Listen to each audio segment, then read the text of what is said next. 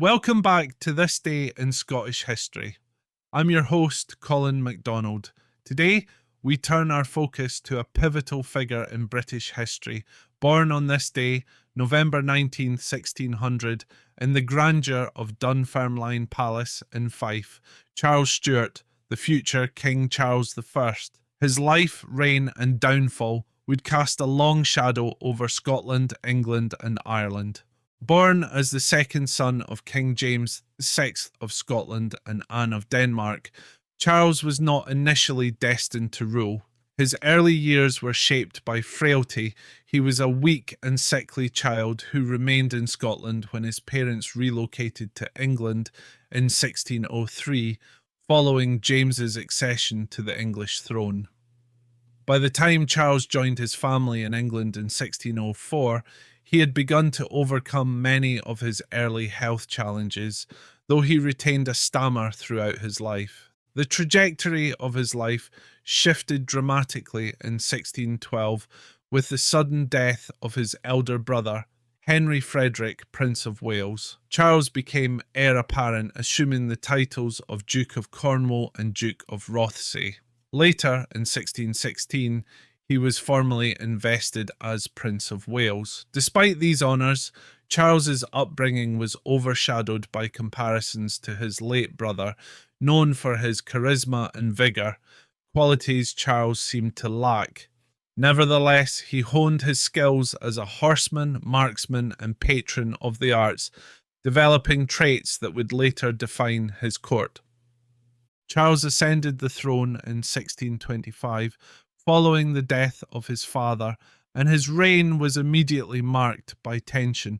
A staunch believer in the divine right of kings, he viewed his authority as unassailable and resisted efforts by Parliament to limit his powers. His choice of advisors, most notably the Duke of Buckingham, his financial policies, and his religious decisions fueled discontent.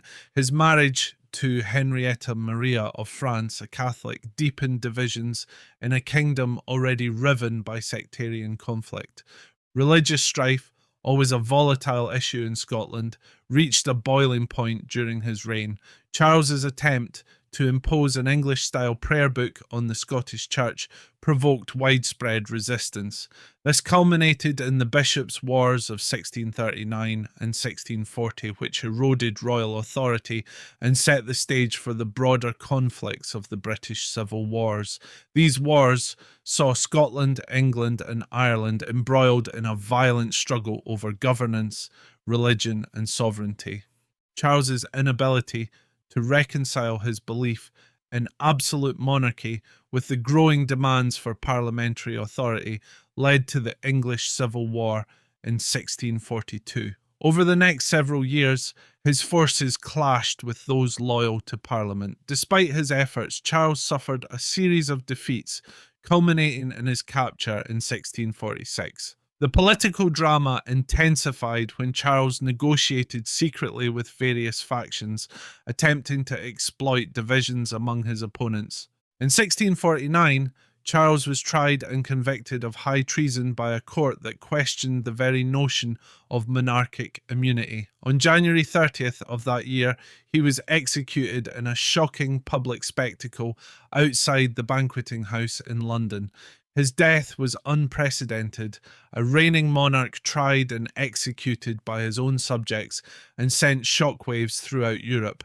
Charles's execution and the subsequent abolition of the monarchy marked a profound turning point in British history. His legacy is complex. To his supporters, he was a martyr for royalist principles and the Church of England. To his detractors, he was a tyrant whose stubbornness plunged the kingdoms into chaos. The monarchy itself would be restored in 1660 under his son, Charles II, but the scars of the civil wars would linger. Born in the ancient halls of Dunfermline Palace, Charles Stuart's life reflects the profound interweaving of Scottish and British history.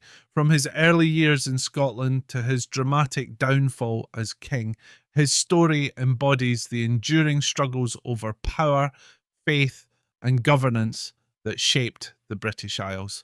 Thank you for joining us today. Tomorrow, we'll delve into another chapter of Scotland's rich and varied past. I'm Colin MacDonald, and until then, haste ye back.